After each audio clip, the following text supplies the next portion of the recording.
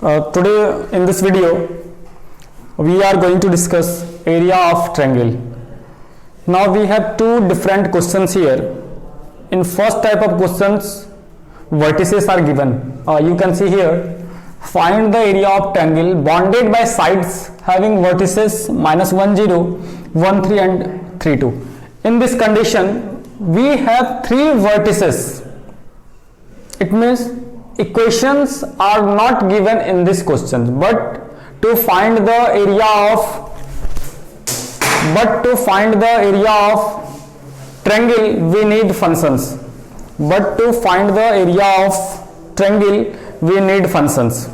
So at first we find the equation of vertices. Okay, तो सबसे पहले चलिए हम क्या करते हैं, फाइंड द एरिया निकालना है जिसका वर्टिसेस -1 0, 1 3 और 3 2 दिया हुआ है.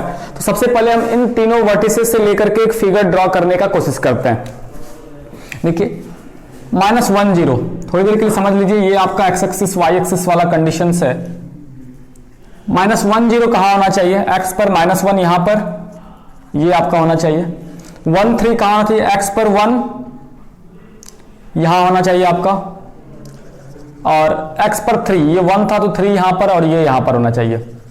तो इस तीनों वर्टिसेस से मिलाकर के हमें एक ट्रायंगल मिल रहा है, 1 2 और ये 3. इस तीनों को जब ज्वाइन किए तो फिर हमारा एक ये ट्रायंगल मिल रहा है. इस पॉइंट का नाम है -1 0, आप इसको a कंसीडर कर लें. ये आपका 1 3, ये वर्टिसेस b है, आप इसको 1 3 कंसीडर कर लें, और ये आपका C है, इसको आप 3 और 2 कंसीडर कर लें. तो आपको क्या करना है, ये जो आपके सामने एरिया निकालना है, इस जो क्लोज्ड रीजन आपके सामने दिखाई पड़ रहा है, एरिया ऑफ ट्रायंगल निकालना है हमें. तो बस यही सोचना है कि using integration how will you determine the area of this region. आपको यदि याद हो तो ये क्वेश्चंस हम डिटर्मिनांट में भी कर चुके हैं. सिंपली आप इसको डिटर्मिनांट ले लें तीनों वर्टिसेस को और सॉल्व करना, आपका एरिया आ जाएगा. बट इसी क्वेश्चंस को आपको सॉल्व करना इंटीग्रेशन के हेल्प से. तो याद होगा आपको कि एरिया का कॉन्सेप्ट क्या होता है, कि जब हम किसी भी फंक्शन को इंटीग्रेट करते हैं पॉइंट A से B तक, it means A to B fx dx, मतलब उस फंक्शन को इंटीग्रेट करते हैं A से B तक. But you can easily see here in this questions there is no any type of functions, there is no any type of linear equations, केवल और केवल वर्टिसेस है. तो फिर कहीं ना कहीं हमें फंक्शन तो चाहिए ना, ये वाला फंक्शन तो हमें चाहिए इंटीग्रेट करने के लिए, क्योंकि आप इंटीग्रेट किसको करेंगे, किसी भी फंक्शन को इंटीग्रेट करना होगा, और इंटीग्रेट तो कहीं क्वेश्चंस में है नहीं. तो सबसे पहले आपको क्या करना होगा, इक्वेशन निकालना होगा, फंक्शन बनाना होगा, और तब फिर इंटीग्रेट करने की सोचना होगा. तो चलिए सबसे पहले यहां पर हम बात करते हैं एक एक करके.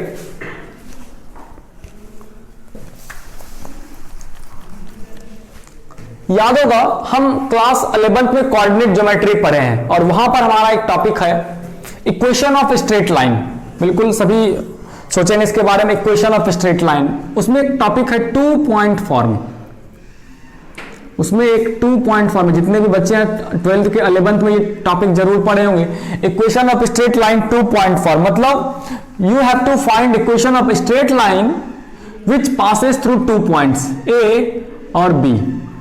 सपोज कर लीजिए ये x1 और y1 है, और ये x2 और y2 है. तो इसका इक्वेशन क्या होगा, इक्वेशन यदि याद हो आपको तो होगा y माइनस y1 बटे y1 माइनस y2 बराबर x माइनस x1 बटे x1 माइनस x2. तो आपको इसी कॉन्सेप्ट का यूज करके सबसे पहले क्या करना है, इस तीनों साइड्स का इक्वेशन निकालना है. मतलब AB का इक्वेशन क्या होगा, BC का इक्वेशन क्या होगा, और AC का इक्वेशन क्या होगा.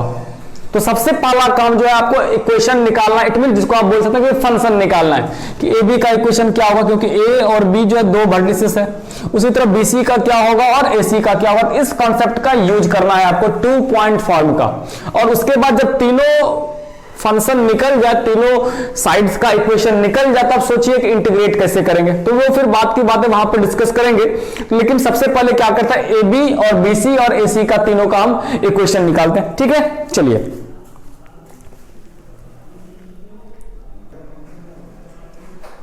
तो सबसे पहले हम क्या करते हैं, अभी यहां पर एक एक करके जो तीनों फंक्शंस है तीनों के इक्वेशन को निकालते हैं इस फार्मूले का यूज करके, है ना। चलिए तो स्टार्ट करिए। Equation of A B, equation of A B, सबसे पहला आपका जो होगा equation of A B, equation of A B, equation of A B हो जाएगा y माइनस वाई वन। देखिए यहां से ये x1 y1 x1 y1 x2 y2, तो हमारा फॉर्मूला होता है y माइनस y1 मतलब 0, y माइनस y1 बटे y1 माइनस y2 0 माइनस 3 इक्वल टू फॉर्मूला होता है इसके बाद x minus x1 x minus x1 upon x1 minus x2। तो ये आपका फाइनली जो आपका बन गया ये टर्म बन गया y अपॉन माइनस 3 और ये बन गया x प्लस 1 और ये टर्म हो गया minus 1 minus 1 minus 2। It means आपके हो गया ये उधर माइनस 3 से मल्टीप्लाई कर दीजिएगा तो ये हो जाएगा y equal to 3/2 x plus 1। तो ये आपका हो गया इक्वेशन ऑफ ए बी। उसी तरह निकालिए equation of B C, equation of दूसरा टॉपिक इसमें में से equation of BC, equation of BC निकालते हैं। इक्वेशन ऑफ BC देख लीजिए, B और यहां से ये हुआ x1 y1 ये हुआ x2 और y2। इक्वेशन ऑफ BC हो जाएगा y माइनस y1 बटे 3 माइनस 2 बराबर x माइनस x1 बटे x1 माइनस x2। और ये फाइनली आपका जो इक्वेशन बन जाएगा ये हो गया y minus 3 equal to 3 minus 2 तो 1 हो गया और x माइनस 1 और ये हो गया माइनस 2, x माइनस 1 और ये हो गया क्या नीचे माइनस 2। अब माइनस 3 उधर चला जाएगा तो ये कितने बन जाएगा, तो y इक्वल टू हो गया x माइनस 1 माइनस 2 और ये हो गया प्लस 3। तो एलसीएम तो इसका माइनस 2 हो जाएगा और वो जाकर के माइनस 6, मतलब y इक्वल टू हो जाएगा x माइनस 7 अपॉन माइनस 2। ठीक है। और तीसरा इक्वेशन ऑफ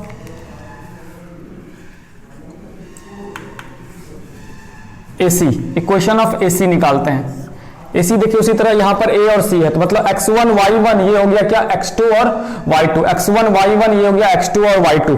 फॉर्मूला लगाइए y माइनस y1 मतलब y minus y1 upon y1 minus y2 equal to x minus x1 x minus 0 और 0 माइनस 3। देख लेंगे एक minute, y minus y1 upon, ये थोड़ा सा मिस्टेक है, थोड़ा सा इसको बस फिर से मैं लिख लेते हैं एक बार। ये हो गया आपका y minus y1 0 and y1 minus y2 equal to x minus x1 upon x1 minus x2। तो ये फाइनली आपका हो गया, देखिए यहाँ पर y इधर बच गया, ये माइनस 3 उधर चला गया, माइनस 3 और माइनस 4 इक्वल टू मतलब 3/4 और ये हो गया x प्लस 1, 3/4 x प्लस 1। तो आपको ये एक y बराबर फंक्शन ये निकला, दूसरा फंक्शन y बराबर ये निकला और तीसरा फंक्शन y बराबर ये निकला। ठीक है। तो फिर से एक बार देख सकते हैं हम लोग equation of A B, y minus y1 upon y1 minus y2 equal to x minus x1 और फिर x1 माइनस x2। तो ये माइनस 3 था तो ये फिर आपका इस तरह से इक्वेशन, और ये देखिए फिर से एक बार रिपीट करें तो y माइनस y1 और फिर y1 माइनस y2। थोड़ा सा यहाँ पर इसको थोड़ा सा बदलाव कर लेंगे तो ये आपका हो जाएगा 2, तो ये आपका यहाँ पर 2/4। इट मीन्स ये y इक्वल टू हो गया 1/2 x प्लस 1। तो फिर अब इस तीनों इक्वेशन का हम यूज करते हैं। तो सबसे पहले आपको यहाँ पर जो सबसे इंपॉर्टेंट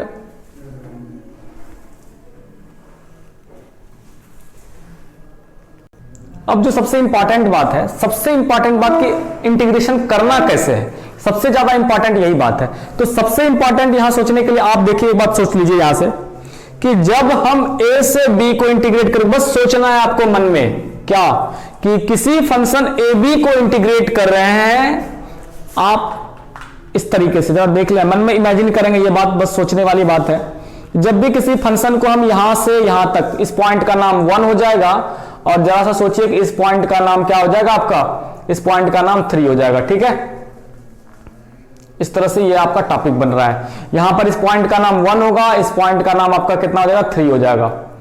तो यदि आप किसी फंक्शन ए बी को इंटीग्रेट करते हैं, किसी फंक्शन ए बी को इंटीग्रेट करते हैं, कहां से, -1 से 1 तक, उस फंक्शन का नाम है ए बी।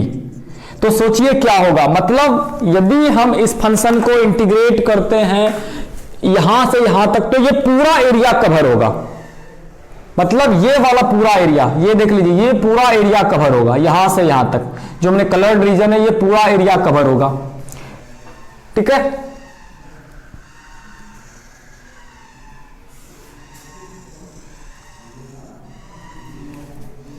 अब दूसरा टॉपिक है हमारा, हम फंक्शन बीसी को इंटीग्रेट करते हैं, प्लस बीसी 0.1 से 3 तक, 0.1 से 3।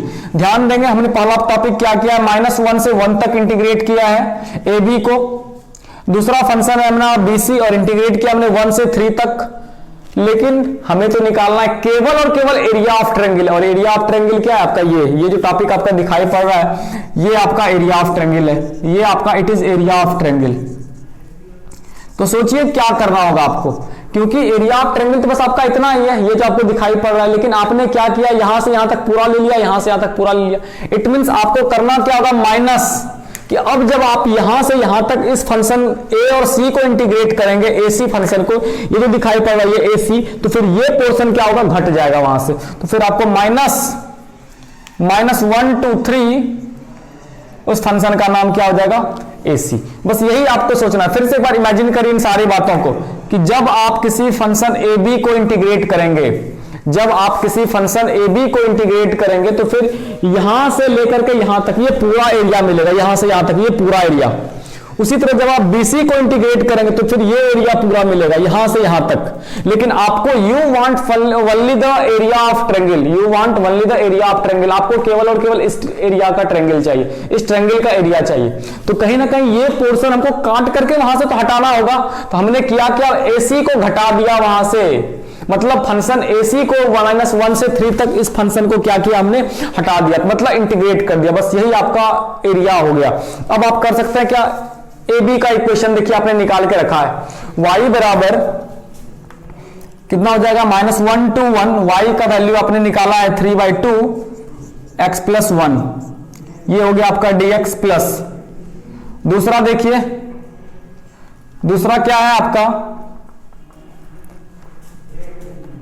1 से 3 तक BC का इंटीग्रेशन है x - 7 - 2, x - 7 - 2 dx प्लस। तीसरा है आपका -1 से 3 तक, इक्वेशन ऑफ AC है 1/2 x + 1। अब आप इस तीनों फंक्शन को क्या करिए, इंटीग्रेट कर लीजिए, और यही आपका रिक्वायर्ड एरिया आ जाएगा। बिल्कुल ही आसान कॉन्सेप्ट है। आपको शुरू से एक बार फिर से रिपीट करते हैं इन सारे चीजों को, कि find the area of triangle bonded by the sides having vertices. आपके पास तीन और केवल 3 ये वर्टिसेस दिया हुआ था, ए का वर्टेक्स, बी का वर्टेक्स और सी का वर्टेक्स। ए का वर्टेक्स था -1 0, बी का वर्टेक्स 1 3 और सी का वर्टेक्स 3 2। आपको इससे मिलकर के एक ट्रायंगल बनेगा जिसका आपको एरिया डिटरमाइन करना है। लेकिन तुरंत आपके मन में चलेगा कि एरिया निकालने के लिए हमें तो फंक्शन चाहिए भाई, और फंक्शन तो कहीं दिया है नहीं। तो हमने किया क्या, ए बी का इक्वेशन, BC का इक्वेशन और AC का इक्वेशन निकाल लिया 2 पॉइंट फॉर्म का यूज करके, y - y1 upon y1 - y2 बराबर x - x1 बटे x1 - x2। इसका यूज करके हमने यहां पर निकाला, फिर इक्वेशन ऑफ BC निकाला और फिर इक्वेशन ऑफ AC निकाला। अब हम फिगर पर आते हैं।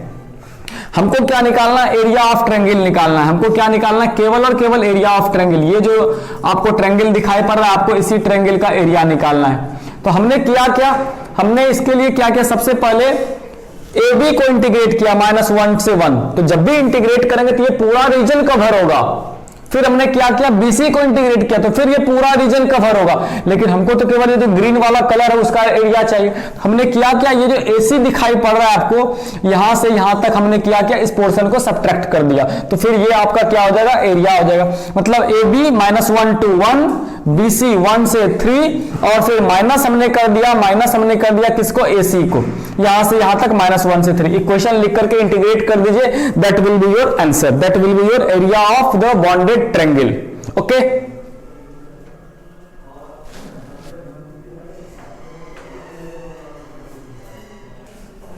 हम लोग दूसरे क्वेश्चंस पर डिस्कस करने जा रहे हैं। Find the area of the triangular region whose sides are given.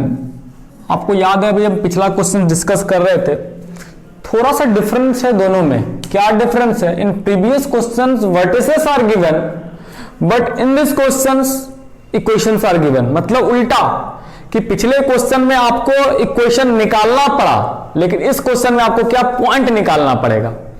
वहां पर क्या था? पॉइंट दिया हुआ था, यहां पर इक्वेशन दिया हुआ है। ठीक है, तो दोनों क्वेश्चन अलग अलग है, लेकिन निकालना है दोनों का हमको एरिया ही।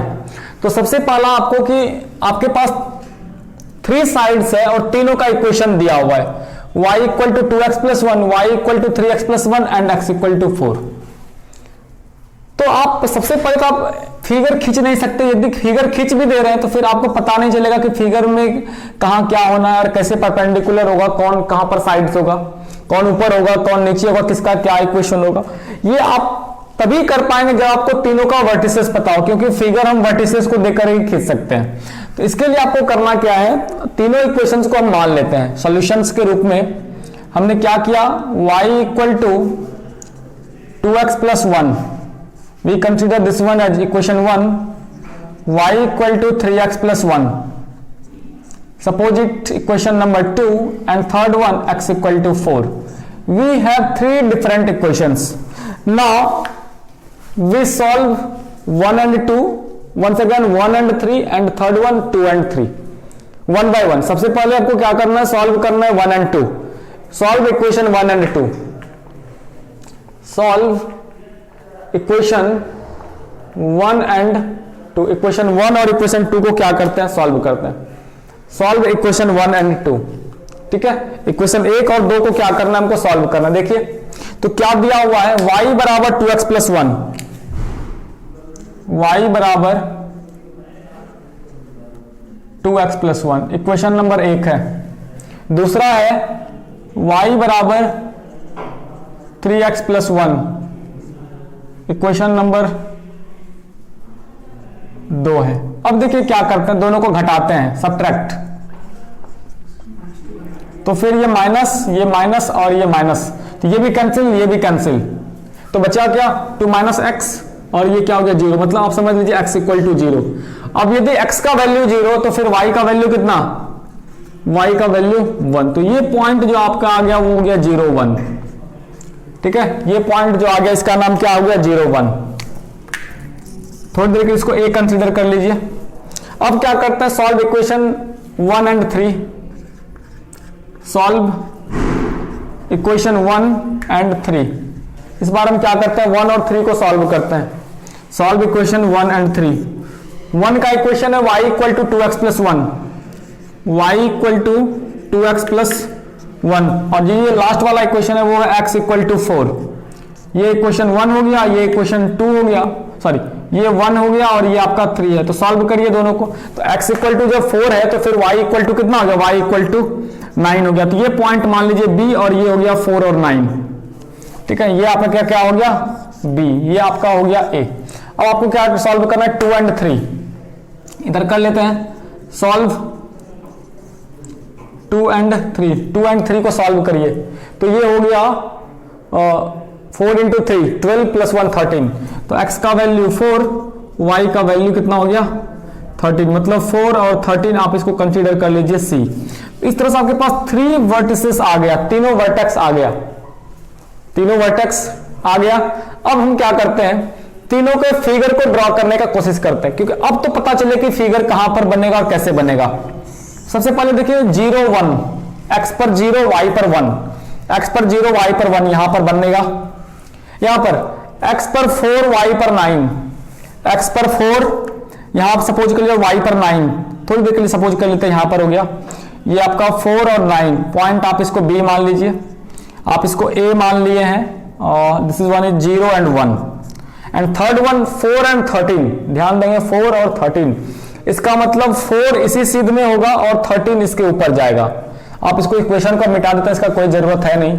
तो 4 और 13 यहां पर आ जाएगा, ये 4 है और यहां पर इसी जस्ट यहां हो जाएगा। तो ये हो गया आपका B4 9 और दूसरा हो गया C ये हो गया 4 और 13। तो कहीं ना कहीं आपको जरूर ये पता चलेगा दोनों एक ही सीध में आना है। ये जो लाइन होगा दोनों एक ही सीध में होगा, क्योंकि दोनों का x का कोऑर्डिनेट 4 ही है। अब जरा सा सोचना है कि हम इसका एरिया निकालना चाहते हैं तो कैसे निकालेंगे। हम इसका एरिया निकालना चाहते हैं तो कैसे निकालेंगे, बस कुछ नहीं करना है, आपको सोचना है कि हम इस फिगर का एरिया निकालना चाहते हैं तो फिर क्या करेंगे। अब दस सोचना है कि इस पॉइंट का नाम कितना है, इस पॉइंट का नाम है 4 और इस पॉइंट का नाम है 0। ठीक है, इस पॉइंट का नाम 4 है और इस पॉइंट का नाम कितना है 0 है। तो सोचिए कि हमको ये जो आपका रीजन दिखाई पड़ रहा है, जो ग्रीन रीजन वाला कलर्ड रीजन है, आपको इसी ट्रायंगल का एरिया निकालना। You have to find the area of this triangular region. You have to find the area of this triangular region. तो कैसे निकालेंगे, तो आपको क्या हो जाएगा, area of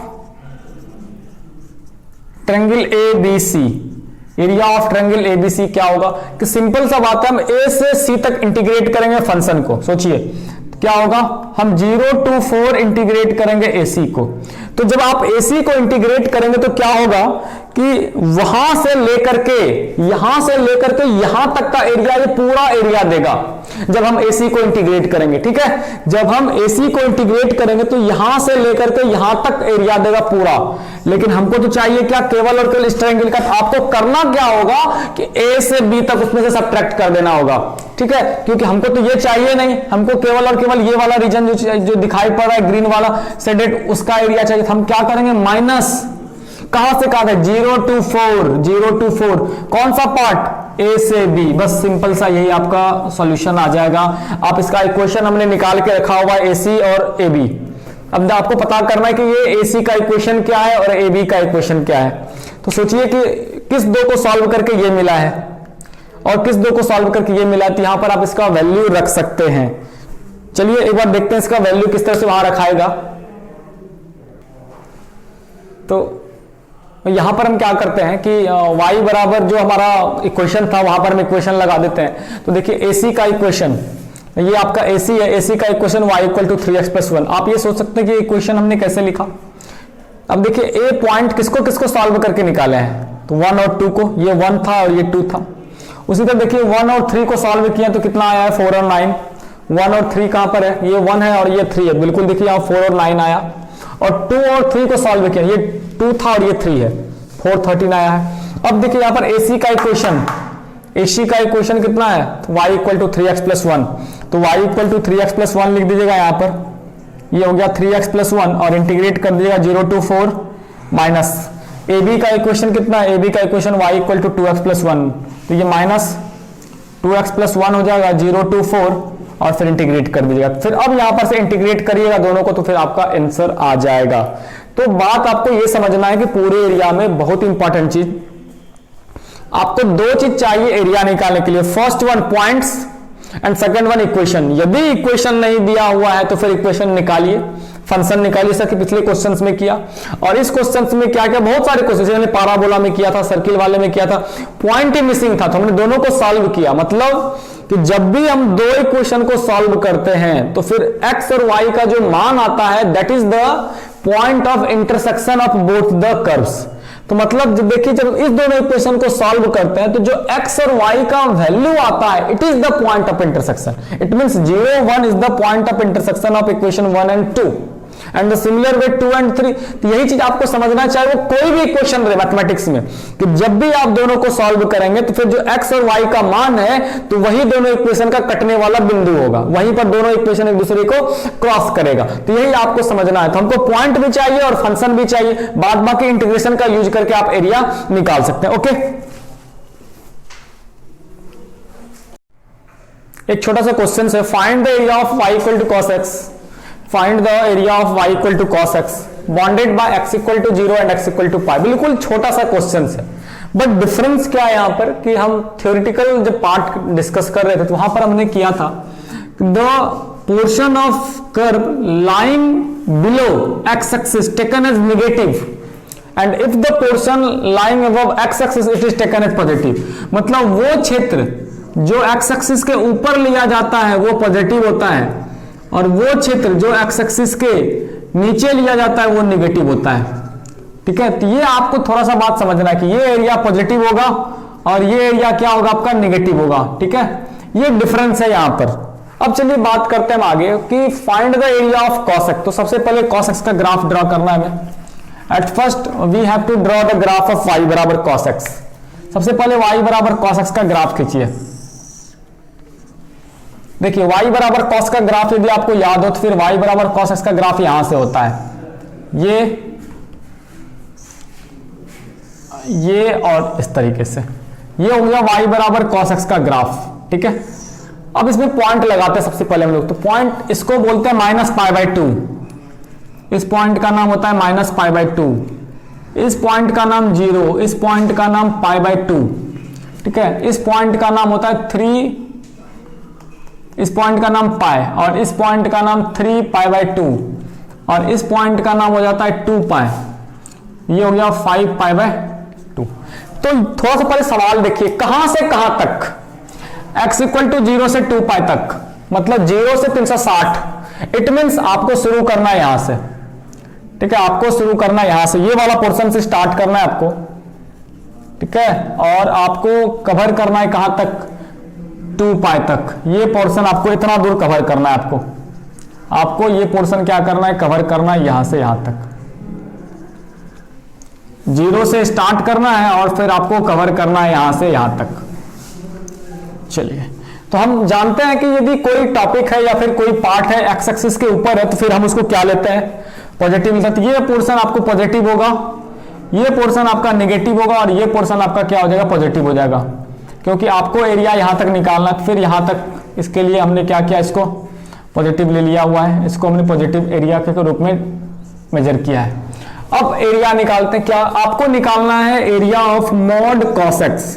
mod cos x इसलिए लगाया क्योंकि ये according as point, according as interval अपना साइन बदलेगा। आपको एरिया निकालना है 0 to 2π। तो 0 to 2π। अब सोचिए, मॉड को ब्रेक करते हैं, कहां से कहां तक? सबसे पहले 0 to π/2, 0 to π/2। इस इंटरवल में ये एरिया क्या हो जाएगा? पॉजिटिव। तो हमने यहां पर क्या लगा दिया? cos x dx। दूसरा पॉइंट कहां से कहां तक? π/2 से 3π/2 तक। ध्यान देंगे, π/2 से 3π/2 तक। तो ये जो टॉपिक होगा, ये जो एरिया होगा आपका, ये एरिया क्या होगा? आपका नेगेटिव होगा, क्योंकि it is the region lying below x axis. जो एक्स एक्सिस के नीचे लाई करे वो माइनस होता है। तो फिर यहां से माइनस कहां से कहां तक? π/2 से लेकर के 3π/2 तक। ये हो गया cos x dx प्लस अब 3π/2 से लेकर के कहां तक? ये π/2 तक। तो अब हम क्या करते हैं कि ये आपका 0 to 2π हो गया, और π/2 से 3π/2 हो गया, और ये 3π/2 से 2π तक हो गया। इस तीनों पोर्शन को आप इंटीग्रेट कर दीजिए और फिर आपका एरिया आ जाएगा। फिर से समझिए कि यहां से यहां तक पॉजिटिव, यहां से यहां तक नेगेटिव, यहां से यहां तक पॉजिटिव। बाद में कि आप इसको इंटीग्रेट कर दीजिए। It is your required answer. यही आपका एरिया हो जाएगा, ठीक है। तो इस तरह से क्वेश्चंस को आप सॉल्व कर सकते हैं। प्रैक्टिस करें इस टॉपिक पर, इंटीग्रेशन पर थोड़ा सा ध्यान दें, फिर आपका क्वेश्चंस बनेगा।